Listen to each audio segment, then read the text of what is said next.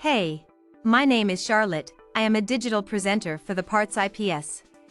Today, I am going to talk about ASSY module part #DE96-01027A.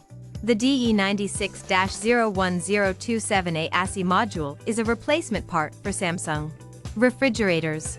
It is used to replace a faulty or damaged main control board. This part can fix issues such as the refrigerator not cooling, not defrosting, and other related problems.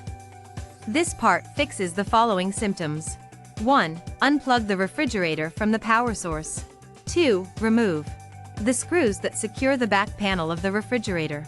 3. Locate and remove the old ASSY module part #DE96-01027A.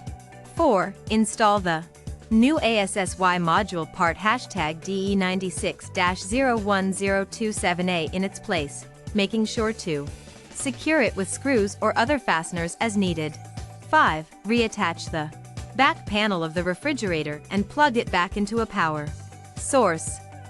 Here is how you install this part. The ASSY module part #DE96-01027A is a part used in Samsung washing machines. It is an assembly module that includes the main control board, display board, and power board. The main control board is responsible for controlling the operation of the washing machine, while the display board provides information to the user.